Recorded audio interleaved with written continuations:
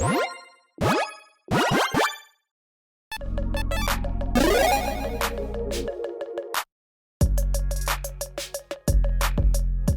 everyone, Mitch coming in for the Commander Score Studio with Eddie. I was going to say the man, the mythic, and the legendary creature, but yes, Eddie's been well trained. That Eddie says if you ever point at Eddie in public, Eddie will just say, Eddie. There you go. And it'll also point back at you. And then if you also have the same condition where when someone points at you, they have to say their name, then it's going to be a loop. It's going to be an infinite loop combo. It's going to be a fun one, though. It's going to be fun, unless someone else jumps in between and then stops it. And then they'll get in, and then it'll be like a Mexican stand-up situation. But if they don't have the condition where they have to yell it and point, then there you go. That breaks the It breaks the loop. That's the only way to do it. Otherwise, Eddie and that person are going to be stuck forever in public, just yelling at each other. That'd be very sad. Anyways, so we're not talking about this on this episode. We're talking about other things like incredibly exclusive and very overpowered cards that now we're going to be ranking them in terms of tiers. Yeah, this is a very useful list that everyone will need to reference, so pay attention. Cards that some of you might not even realize exist, but technically exist. It's just fun because like these cards are so patently absurd. And like even attempting to put them in a real tier list, it's... All of them are basically S tier. Okay, the vast majority of these are basically S tier. Yeah, but they're just fun to like even just entertain the idea of these cards. So the cards are just a thought exercise. 100%. So the cards that we're talking about are Heroes of the Realm cards. Is that correct? Yep. These are cards that are given to employees or former employees at Wizards for one reason or another. Like if they're on a certain team or whatnot, and all did a good job. Here you go. End of the year, get one of these. And so these cards are ones that mortals like us and you most likely will never see in our life. Well, actually, never actually see an actual copy of one of these cards. The secondary market has them, and they're probably incredibly expensive. Yeah. That being said, if you really want to play with these, ask your playgroup first, because these are ones that are technically not legal, but also the rules committee has said in the past, or at least some people from the rules committee have said, like, hey, like if you already have the card, if you were given this, of course you can use it as your commander. So like, if they can do it, then so can you, in my opinion. So basically, ask your playgroup first, and if they're okay with it, then proxy it, because these are going to be incredibly expensive. Yeah. Proxy. These might as well be custom cards. Basically, like they're the first time you see them, you're like, oh yeah, what's custom Magic doing again? Crazy stuff. Exactly. So we're gonna be ranking these in tier list. D is the worst, S is the best. Again, in terms of any other context, these would just be all almost S tier commanders, but comparison to each other in a vacuum, what are they? Okay. We're going to start off just the lowest mana value up to the highest mana value. Hopefully I don't mess up where I'm clicking things, and we can get this going. So first up, Eddie, we've got what? Keeper of the Secret Lair. One of my favorite words, Secret Lair. That's 2 words, but yeah. Go ahead. Yeah, so I bet you can only imagine which team got this card. Development. It's a 1 colorless and a blue for a Merfolk Rogue, 2/1. It has Flash, and it says you may cast Secret Lair spells as though they had Flash. Secret Lair spells you cast cost 1 less to cast. This is literally a pay-to-win card. Yeah, no, that was the first thing. Is like, this is going to be the most expensive deck. This is just pay-to-win. This is literally like, oh, hey, is that card in a Secret Lair? Go buy it. It's going to be more expensive. And then you can cast it for cheaper and at Flash. At Flash speed. Yeah, no, and it's, again, these cards, they're so ridiculous that they most likely, such as this one, don't technically even work from a rules perspective. No. The rules don't describe what a Secret Lair card is. And again, like, the rules wouldn't be able to distinguish like something being printed from one set or the other. Actually, although there is like that one, like old ones, like destroy everything from Homelands or something like that. Yeah, there's like old ones that do refer to set. But this isn't even really a set. This is like a product line. Yeah, so it's kind of... So anyway, like, from a rules perspective, this does nothing. But again, these are like the Acorn cards from Unsets or the silver bordered cards. It technically works. It works because, I mean, you understand what it's trying to do. Yeah. Okay, so how powerful is this? I mean, like we said, it's pay to win. Like, I think... How many cards is Secret Lair? Like a lot. Yeah. Many.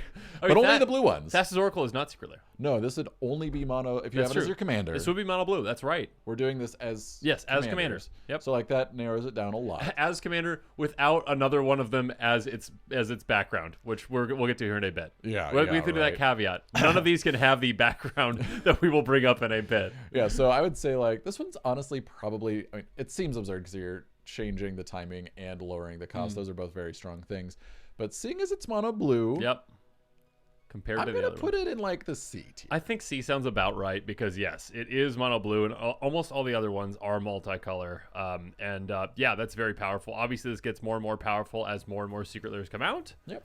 It is pay to win. The more you pay, the more you'll literally win pay to win, which kind of describes Wizards in some But at least aspects. they can't like, well, unless my wish comes true, they can't do reserve list cards or anything super duper broken like There you go. time twisters or There you anything go. in secret layers. All right, yeah, 2-mana time twister flash speed. Yeah, unless it's 30th anniversary. Let's not get into this. Let's not get into it. All right, anyways. Maodo? Yep. Maodo? The Gnarled Oracle. This is actually a pretty cool design if I remember correctly. I haven't seen this in a long time. 03, Zombie Elf Wizard, because that's a thing. That's in Sultai. Eminence X. I love the word Eminence. Discard a card. Target player reveals card to the top of their library until they reveal a creature card that convert mana cost X less, but that card on the battlefield under control. Then that player shuffles the rest of their library. Activate only if Modo the Gnarled is on the battlefield or in the command zone. It's basically opponent's cascade. Yeah, it's just, you get to essentially just cascade for opponents. Yeah. Stuff from your, you never have to play this commander ever. No, It's just in your, it's just a ley line that starts in your command zone. 3 mana in good colors. I mean, it's completely dependent, I guess, unlike other, I mean, it does say target player, right? It's not an opponent necessarily. It could be yours, right? So you're not limited to just your, right? Because it does say target player. For a reason, when I first read that, I was like, I was thinking like it was going to be opponent. So yeah, you could do it from yourself. For yeah, yourself. I mean, this is D. Oh, whoops, I actually messed up. I put what's his name in the D tier. I put it in C. You can't see that right now, but there you go. All right, what are your thoughts? Yeah, so this was for the Magic Online team. Okay, Modo is there a you go. term that's used in that. There you go. That Thank world. you. Thank you. I mean, you get access to 3 colors. Sultai is very good. I think like my brain, obviously, the reason I get the blame Eddie a lot is because I try to think of the most broken thing to do with it. You just combo like, with 2 creatures. Yeah, you just get infinite colorless, Yeah. and then some card draw, Oh, and that you too. can play everybody's decks That entirely. too. I didn't even think about that. I was thinking more like you just combo 2 creatures in your own deck. Essentially, you only have 2 Yeah, creatures you in your could deck. like just have a couple creatures in your deck Yeah. and just pay. That'll combo. Yep.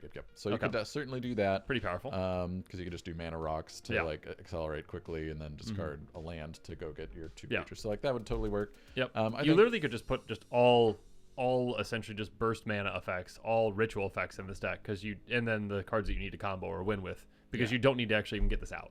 Yeah. So I think obviously, as like we said, this is a very like if it were actually like I was sitting down at a table at a game store. Who do you go after and first? Someone did this. This or the That would secret be lair? ridiculous. Yeah. But in the context of all the other ridiculousness, I would say B. I'm gonna say maybe beer. A. I think it's definitely more powerful than the It's more secret lair powerful one. than Keeper of the Secret Lair. Yeah. You get 2 more colors. That already just kind of boosts it up a little bit. Okay. Yeah. Got that. RTO, Dread Scavenger. Yeah. This one I almost forgot to put on the list actually. Legendary there you go. artifact creature robot, flying, death touch, 3/3, also in Sultai, so it's got a few more colors than Keeper, whatever. When RTO deals combat damage to a player, you may exchange control of 2 other target artifacts. When you do, create a token that's a copy of target artifact you don't control, except it's a 1/1 green squirrel in addition to its other colors and types. And if you couldn't tell from the art, this is basically an unset card. Yeah.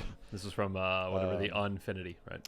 Yeah, from Unfinity, and it's a silly card. It's very silly. I think that this is incredibly dependent on your opponents actually having good artifacts. Yeah, I think probably D tier, which think- like as an unset homage, it probably should be. That makes sense That's compared the to all these spirit other of ones. it. All right, let's go with the D tier if I can find it. There we go. Found the picture. All right, we're on track right now. There we go.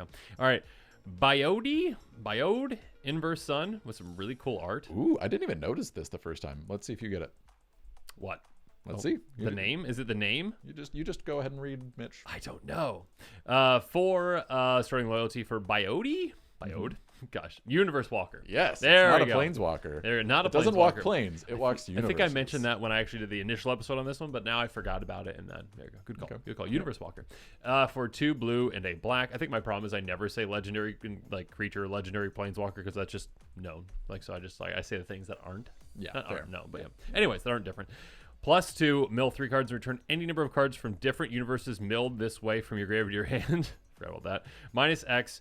Choose a universe you haven't chosen this way. This game, you may cast a spell from that universe with mana value X less from your paying its mana cost. Can be your commander. Your deck include universes beyond cards of any color identity. So this one is technically 5 color. Yeah. Technically, As long as the outside Demir is universes beyond. yes, 100% correct. So yeah, I mean, this one again is just one that inherently gets better and better and better with the more and more Universes Beyond products coming out. And I mean, Universes Beyond reprint of a card, that counts. Also, just ones that are new sets, that kind of stuff, new products. I mean, its effect is pretty good. Be able to potentially just get 3 cards back every time. This one is not just Eminence like that other one we already talked about. Yeah. And this one does require you to have a decent amount of loyalty to actually cast things for free that are meaningful. Yeah, I would say it's pretty reasonable, to be honest. Yeah. I would say probably similar to the Secret Lair C. That's what I was thinking as well. It's definitely not Eminence power on that level. This is one I feel like if someone brought this to a table, I could probably hang with that. Yeah, I probably wouldn't just target that player and take them out. Versus the Eminence Commander, I'd probably be like, yeah, you're probably doing some weird stuff. All right, next up, Champions of Archery. This one's funny. A 1/4 human archer for 4 mana in red. Join the group, Sorcery Adventure for 2 and a red. You may put a legendary creature card from your hand in the command zone. It's also your commander. What? For each commanders you control, get +X+0 X the number of commanders you control. Okay. I honestly hadn't seen this card. Oh, it's hilarious. I just want to, dual caster mage effect. I just want to copy that sorcery thing and see how many things I can get in the command zone. That's all I want to do. Yes, just get all the things. There's actually a deck. I think I did on the channel. A patron actually recommended this combo. I can't remember what the cards were in it, but basically you just got your entire deck into the command zone. You couldn't actually cast the things from the command zone, but you got everything in a command zone. I love it. It's pretty cool. This one though, yeah, I mean, how powerful is it? It's in mono red. That really hampers it. It's doing some weird stuff. It's trying to do some wonky stuff. I love it, but it's not. It's doing strong. some janky stuff. I think it's D tier. I would say. Yeah. Yeah, I'd say D. Okay, not quite. It's not up to the Secret Lair level even. I don't think. Because you're doing some crazy things. I mean, again, if you get infinite mana, cool, you can get all the things in your... This is definitely trying to channel some jank, which I appreciate. Super jank. Love it. Yeah. Okay. Elucin the Giving. Yep, this one's a newer one. Red, green, white, blue. So sans black. Legendary creature Angel Advisor, 4/4, flying, vigilance, lifelink, haste. So it's basically an Atraxa. I was going to say, keyword soup. At the beginning of your post-combat main phase, the player to your left gains control of So Elucin. kind of like Corona the False Goddess, essentially, but different timing. Whenever a player donates a permanent to another player, the donating player draws a card and gains 1 life and creates 3 treasure tokens. So donating has never been defined, I don't think. No, this is, it's a lot like a couple of the other cards already. Different universes isn't defined in the rules. Exactly. So we understand it. But okay, so, and this was the thing I had on the episode on this one, donating, okay, so a harmless offering that is a donation, right? Yep. Is an exchange a donation? If I roll reversal and give you something and you give me something, are we both technically donating? Or is that a forced donation? We need Mark Rosewater to chime in exactly, on this one. that is just a very confusing thing. Does that count? Is an exchange, would you inherently think an exchange is a donation? This is why these cards aren't played. Hey, you can play these if you ask your play group, all right? Yeah, okay, we're going to have a really long Rule Zero conversation here, everybody. So, donating, I'm so against exchange donations, all right? Those are not donations. Okay. Regardless, let's assume that exchanging is a donation. Let's be, more open-minded and say, sure, the whole broader definition. Any kind of switching, essentially. You're giving someone a resource, a card, a token. Threaten is not donating, though, I guess. Yeah, like a crow and horse. Yeah, no, but that one that's like an ETB, you giving it to you don't have control of that. Is that a donation? There's even a lot of I think I said that's not a donation actually on the episode. I think I said a crow and horse is not a donation. Exchanges are. Threat and effects would not be a donation. I think this would be entirely table dependent. Regardless. Okay, so how powerful is... I mean, getting 1 life and 3 treasures for giving someone something is pretty... But everybody gets that, right? Yes. If they're giving you things, yes. I mean, you can build your deck around kind of like Kineos and Tiro. You can build your deck to take advantage of those things more than your opponents, ideally. Yep. But you're still giving your opponents a lot of resources. There are... I mean, again, if you have Zedru in play in a token doubler, that's infinite, though. Because you just make... I mean, there's a lot of combos with all these you could do, obviously, but okay, that is 3 cards, but still, yeah. Okay, overall, I'm gonna just say gut says C. Yeah, you have 4 colors. You've got a good amount of advantage with it. Yeah. It's better than archery, bro. Yeah. So that's just where I lead, and better than RTO. What do you think? I think it could be B, but I would be fine with C too. Oh, okay. I think probably. You think it's above? There's just such other nonsense that I know that's coming that I'll put it in C. Okay, there you go. Yeah, I know there's certain ones that leave some room up top. I gotta find this one. There you go. Okay, C tier. All right, cool, easy enough. All right, moving on. Mintasha Honored One. Additional cost to cast this spell. You may open a sealed magic booster pack and put the cards on the bottom of your booster pile of your booster pile in random order. So you cast a booster cascade. It's like Cascade, but use your booster pile rather than your library. Just janky mono green just booster packs. What do you use your booster pile for? Is that your deck now? No, it's booster cascade. It's you only cascade into your boosters. From your booster pile. Yeah, okay. yeah. Got it. It's Okay, very I'm caught up. It's just I'm trying to make caught you up just now. open up packs and not do anything with them. You're in mono green. Mono green. You're dependent on random factors like what's in a pack. You can be like, okay, like what sets have more powerful things? Like a master set would probably be a good thing to have. Yeah. But like you're very dependent on that. But you're Boost- getting free value no It's matter free what. Like, value. even if it's a bad card. Yeah, it's free cascade on every single one of your spells. You're in mono green though. Yeah, it's not like green. You can storm in green, but it's hard. I've done it before. Oh, yeah, Players you leave can the do it. table. Yeah. Ooh, this is tough. I think we're overfilling the C tier, but that's where my gut says again. Yeah. What if we move a Lucen up Okay. to B? All right. Just and to make things more even. Tasha Okay. C. All right, you got it. Mintasha C. All right. And we're about to get our first S tier. Spoiler: Soul Advocate Eternal. Yeah, I forgot that this one existed when I did Oh, the I episode didn't. on the other one that we'll talk about here in a little bit. Though we'll have to debate on which one's more powerful, actually. Yeah, sure. All right, Soul Advocate Eternal. You read this one. It's green, white, blue, black, so sans red. It's a track set. Dragon Angel 4/4. It has the ability Legendary Partner. You can have 2 commanders if this is one of them. The other one is promoted to Legendary. So this one technically can partner with legendary already commanders already, I think, right? Yeah, I mean, I don't So see the other why one is you promoted. It couldn't. doesn't say it doesn't have It's have semantics. to be. The Yeah. rules don't actually account for this, but I mean, it's kind of like there's a card on Sarah's wings. Yeah. Enchanted creature does make becomes something legendary. flying, legendary. Like it just is legendary. Yeah, like, yeah. You're not. That's it doesn't true. break the rules. Yeah. It's So I think double legendary, meaning it is worth much more. Yeah. Gotta So pay I extra think for that. I think you could, Okay. but I mean, again, there's no real rules to back that up. The other one is promoted to legendary. It has flying and vigilance. Mm-hmm. And whenever you attack or block with both Soul Advocate Eternal and its partner, support 4 and investigate 4 times. Which, like, those are weird keywords. Those are- Like, it's fine. I think they're just like we want people to, some to appreciate counters and bolster. card draw. Or- Yeah.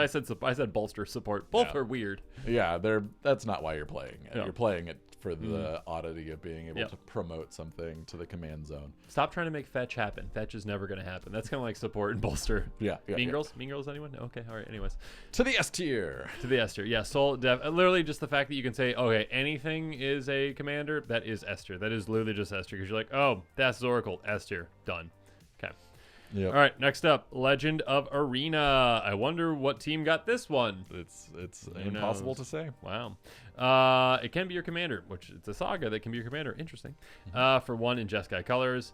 First and second lore counters. Create a 2/1 Heathen Wizard creature token. Spells you cast this turn cost 1 less gas for each wizard you control. Third one, search your library for a planeswalker card, put it on the battlefield, then shuffle your library, enters a loyalty counter on it for each wizard you control. I mean, I think that if you get to that 3, you can probably just win with a Planeswalker Ultimate automatically, I would I assume. think that first 2 is also like just good enough. They're very good. Like if you're playing Wizard Tribal, like Yeah. it doesn't say instant or sorcery spells Yeah. cost or No. whatever. It's not limited. Like Yeah. any spell you cast. So you're just costs playing. less to You're cast. playing artifacts. You're Yeah. playing wizards You and can artifacts. very easily storm off with Yes, this. but and again, literally, if you do get to that third one, there are certain planeswalkers. If you just get their ultimate, you win essentially, and you're going to get the planeswalker in ultimate phase. So Yeah, I think this is at least A, if not S. I would say probably our A. I'm gonna go with A because yeah, this one is. A for Arena. Hey, look at that! Hey! Totally planned. And in the art, there's a little A right there too. Lovely. All right, next one. This one's janky and hilarious. I love it. And actually, technically, the first out of all these really like exclusive commanders. This one isn't a Heroes of the Realm card actually, so I kind of broke the rule on that. I think, but it's still an exclusive commander. All these cards are breaking the rules. I We'll guess allow there's it. probably other ones that maybe aren't even Heroes of the Realm, but these are just like exclusive commanders. Anyways, here we go. One of a kind. The 1996 World Champion. There's actually only one of these out there, given to the 1996 World Champion. Yep. Wooburg. Go ahead, Eddie. I wonder if this one's been errated. It just says summon legend. Normally those have a creature type now. I think it'd be better if it's just legend. Like, yeah, if it's just that player, no whoever creature type. won, I can't remember who it was. You're a legend. 1996 World Champion cannot be the target of spells or effects. World Champion has power and toughness, So each Shroud? equal to the life total of target opponent. It has an activated ability for 0: discard your hand to search your library for 1996 World Champion and reveal it to all players. Shuffle your library and put 1996 World Champion on top of it. Use this ability only at the beginning of your upkeep and only if 1996 World Champion is in your library. This is such a janky and awesome and amazing effect, and I love it. It's terrible, but I love it. The templating of this card is just, again, the way this is worded, like, if someone is trying to, like, type this out today, be like, oh, gross, no, not that, nope, type that out completely different. Right, and, like, when I see abilities that say go search for a card with this name, like my first thought is like, you know, relentless rats, or like, you know, something that has like you can have as many of this in your library like as possible.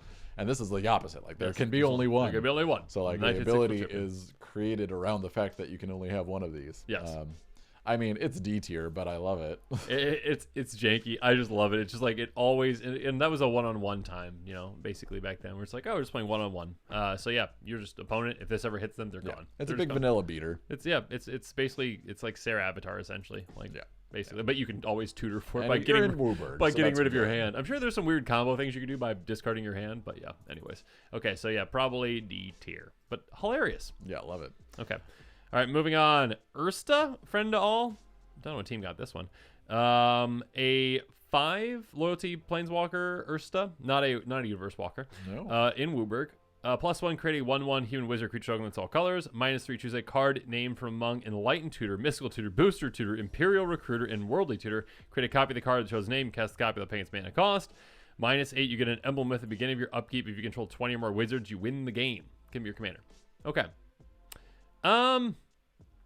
It's pretty janky. Very janky. I mean, if you get this into play with a doubling season and you have 20 wizards, I mean, 20 wizards is a lot to get into play to actually win the game. Yeah, I like that they left Demonic Tutor off of the list. That's pretty funny, Like, actually. you have only like the they gave you Booster Tutor instead, I think, which is black. Yeah. I believe that's black. Yeah. So yeah, basically you get one of the Imperial. Oh no, yeah, not Imperial Tutor. Imperial's red. Not Imperial Seal is what I was thinking of. But yeah, okay. Yeah, so you get a lot of tutors. Tutors are powerful. Tutors are powerful. You're in Wooburg. Like it comes out at 5, so you can do that -3 right away, which is probably the right one. Probably. You probably want to proliferate in the deck to make sure you can keep getting it back up to tutor more, most likely. But I mean, like if you built, here's the caveat with all these. Yeah, sure. I feel like if you get one of these cards, you're probably not playing it in a spiky way. You're probably playing it to lean into the flavor, the idea of it. One would think. So I would say most of the time, like, it wouldn't be very good. Like, sure, if you were building this spiky, you would build around one of those tutors to get something to that combo every with. time. Yeah. And then in that case, it's very strong. But I feel like most of the time you're building it and you're just like kind of wanting to see a lot of your deck and have fun. Probably. More of a toolbox sort of thing. Okay, so assuming the toolbox approach, I would put it at a B. It's good. Okay. Like you're still getting the answer to it is what 5 you color need as well at the moment. Yep, it is 5 color as well, with a weird win condition for funsies if you happen to get there. Okay. Karsus and the Beholder. Eddie, go for it. Yeah. With a really sick ampersand right there. PV symbol. It does. It looks great. And I like the art on it a lot. 1 green, white for a 1/20. That's hilarious. Legendary creature, Dragon Eye Wizard. The Beholder Wizard. Definitely an homage to Dungeons and Dragons, clearly with the ampersand. What? I did not know that. Oh, okay. I feel like this is one of those cards where they shrunk the text of flying. Yes, they did. When Karus and the Beholder enters the battlefield and at the beginning of your upkeep, create a 1/1 white human creature token and make a charisma check. Which means you roll a just d20. means you roll a d20. Yep. I wonder if you get to add your charisma modifier. Anyway. Ooh, yeah. Mine would be low. If the result plus the number of creatures you control is greater than 11, put a +1/+1 counter on each creature you control. If the result is a nat 20, that means you don't have to add the number of creatures. If it just is a 20 on the dice. Yep. For each non-legendary creature you control, create a token that's a copy of that creature. Okay. I like it a lot. Yeah. But all of the dice rolling stuff Yeah. is in red and blue. You pretty much. literally don't have access to the stuff that gives you extra dice Yeah, there's rolls. a few like Krark's Thumb, I think is colorless. Isn't it? Yeah. So like Krark's there's- Other Thumb, which is an uncard, which you could utilize too. I'm sure people Probably. would be fine with that. If If they're fine with this, they're probably fine with using Krark's Yeah. Other Thumb. I mean, I think it would, if you had access to all those, it could Yeah. be pretty fun. I love the fact that it's a 1/20 flyer. Like you just get to block anything. That's Yep. great. That's hilarious. I also just like the concept that this giant dragon beholder is just 1 power. Be really good with roaming throne. Yeah. It's a triggered ability. What isn't? What isn't good with it? I mean, I think overall compared to the other ones, it's C? I know we haven't said C for a while. C or D. Yeah, D, it's down there. I mean, yeah, so with the 1 power, like you're not even threatening commander damage much, are you? unless you can And swap. putting And one counter all on the things. flip power and toughness are in blue and red. I don't know. I think.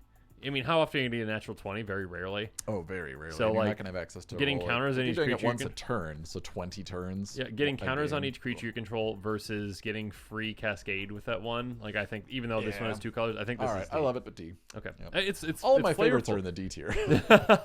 That's just fine. That's what it is. All right, next up with some really sick art that is unlike anything else that's in Magic, really. Nira, Hellkite Duelist. Duel. Yeah, it's You got get- some Yu-Gi-Oh a little bit. stylings. Yeah. 6/6 dragon in Wooburg, flash, flying triple haste. Enters the battlefield the next time you would lose the game this turn. Instead, you draw 3 cards and your life total becomes 5. So this one isn't really like a help you win the game. It's like a don't lose the game. Or like go ahead and lose the game for funsies and then get back to that. It is an ETB, so it can be really hard to take you out if you have enough resources to be like, okay, I blink, I blink, I blink, I blink. Yeah, it's So- basically the One Ring. Yeah. So, I mean, I think there's a base level to it of power, but like overall, it's not helping you win the game really. I guess it's the 6/6 I mean, flying triple You're haste. in Wooburg. Like so many of these Yeah. just lean on the crutch that is Wooburg, which is fine because these cards are ridiculous. I love leaning on the crutch that is Wooburg. I am aware. I mean, it's a sweet card. I really like it. I like the design. It's cool. How powerful is it compared to others, though? I feel like someone making this deck probably would be a little on the spikier side. Yeah. And might do some of the flicker things, might do infinite mana things. I mean, I'd have a good amount of flavor. I would like, honestly, if I were building this deck, I would have some of the pay life, like Wall of Blood effects. Oh, and, yeah. like, kill Take yourself myself down, so take that way yourself down. Not even take yourself down, like literally try to kill yourself to get the trigger so you can Yes. draw cards and keep it Yeah. going. Oh, yeah. And have maybe like life doublers, draw doublers out there, too. Yeah, so I mean, I think it could be pretty Life strong. swapping, too, probably, as well. I say stronger than a lot of the other C tier commanders. So I I'd think say so, too. B. It's I'm not gonna like A or S. I'm with you. I'm definitely with you. Yeah, it's really hard to break into the ARS compared to like Yeah. what's up there. So, all right, next up, Optimus Prime, Prime. inspiring leader. Back before Transformer cards were actually just in Magic, so this Yep. was pretty unique. All right, a 4/5 Autobot that costs 3 red and a white. Pay 1, target permanent you control to its other face. Pay 1 until I turn Optimus Prime becomes a construct base power type of 6/6, and creatures you control gain trample. So I think the more powerful part of this is probably that first part. I mean, instead of making itself into a 6/6. Yeah, I think so. I mean, there's certain things that if you flip it over, Yeah. it's pretty effective. Yeah, no, I think, there's definitely probably some combo things you could do with that at minimum, but I mean, whatever that one is that like that door, Azor's Gateway or whatever it is that flips over, it can tap based on your life total or whatnot, like yeah, that they've kind been of stuff. printing more of those. Yeah, so there's only probably so many, and you are Yeah, limited to you're just Boros, Boros. yeah. You're limited to Boros. 5 I mana. think probably C tier, like maybe even D. I think it's D. Yeah. I mean, there's only so many of those like incredibly Like if you powerful try to flip effects. build a deck around other face cards, Yeah. like if Optimus is removed at all, your deck is going to do nothing. It's not impossible to flip over. I think it's Azor's Gateway. I think that's the card. It's not Yeah. impossible to flip over. It just takes an absurd amount of time, luck, and resources. And if someone removes it, then you're like, Yeah. oh, I I'm also out like of the that. new Millennium Calendar. Yeah, or whatever that one. Millennium Calendar. Whatever doesn't that one flip. is. There's one Yeah, in the the where number of can tap a cards- number of things in your permanents in your Yeah, graveyard. but that's probably in black, isn't it? I don't know. I don't know. I think it's colorless. I think there's a colorless one. Maybe I could be wrong. Yeah. Anyways, it's okay. It's terrible compared to some of the other ones. Yep. Moving on. The Cinematic Phoenix. Hello. 3 red, black for a 4/4 Phoenix. It has Flying Haste Pro Red. For 1 and tap it, return target legendary creature from your graveyard to the battlefield. Lovely. Tap 6 untapped creatures you control to return the Cinematic Phoenix from your graveyard to the battlefield. If you tapped 6 legendary creature cards, this way you win the game. So it's a pretty easy to meet win condition, essentially, Yeah, I think my gut says A. just because of literally how easy that part is. Yeah, you you just go wide, have you- a sack outlet, win. Yeah, that's all you need to do is literally just go legendary creature tribal. Maybe even have some threaten effects in Yeah, there to token untap this effects, to get other yeah. ones in there. Yeah, have some discard, have some looting, have some tutor to the graveyard, have Yeah, do normal Rakdos aristocracy Yeah. stuff. and then just literally sack this, tap your creatures, win. Yeah, I think this could be I- like this. Unlike Optimus, like even if you never play the Cinematic Phoenix, it the idea of it is putting together like a pretty cohesive strategy that'll do fine. So I think probably is this the cinematic? Was that made for like the Netflix show that never came out or whatnot? Is that what that's for? Or maybe they are the ones that like do the ad spots for the sets. Maybe. I don't know. I'm just or maybe guessing. like the trailers for like sets. Exactly. Yeah. Exactly. Yeah. That's what Sorry. I meant. Yeah. Okay. Next up.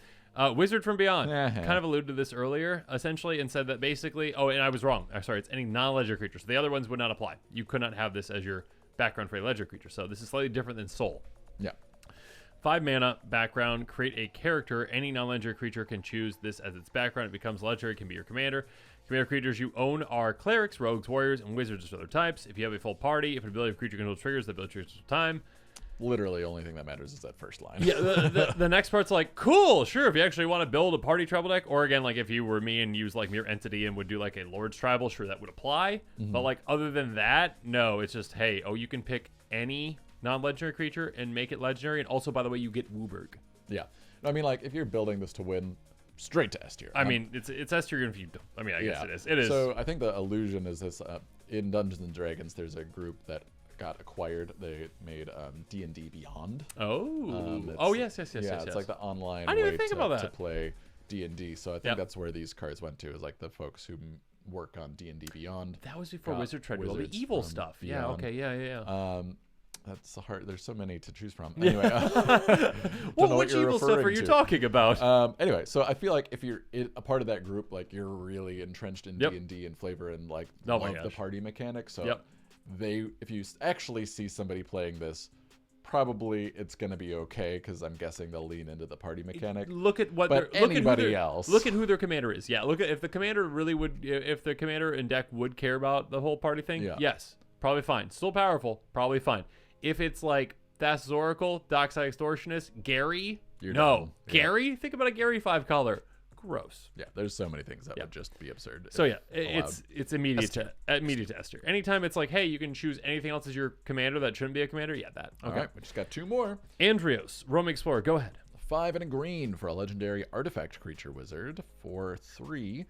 Kind of a Golos homage here. Has reach. As long as Andrios is attacking, tapped creatures you control with base power and toughness for 3 have base power and toughness 16/9. Is this like an aspect ratio thing? I think it's like an aspect ratio thing. I think so. Maybe it's for the mobile client for like Arena going to mobile. Like or desktop to mobile. Yeah. Or yeah. It goes mobile. It goes mobile power to desktop power, like size wise, probably. Yeah, it's probably something like that. Has an activated ability. Really I like that idea. Yeah. He's got like a little phone floating above his hand. Oh yeah, and a little visor thing that he's projecting onto. Anyway, there you go. He can tap to add Wooburg. Creature spells you spend this mana to cast have their base power and toughness become 4/3. Not until end of turn, just forever. Yeah. 4/3. Perfect. So yeah, enables the first ability. I love it. It's silly. It's high mana. There are certain things that it can pretty easily combo with, like again, like things that you pay 1 blue into to untap. And I can't. Yeah, this doesn't have any restrictions like Gigantha. Where you have to use it. For spells and just like the non-generic parts. It doesn't have like the Cody restriction or anything like that. It very easily could go infinite with Freed from the Real. 100%. It's still 6 mana. Yep. Pumps creatures a ton if you get that right. I mean, my gut says C probably.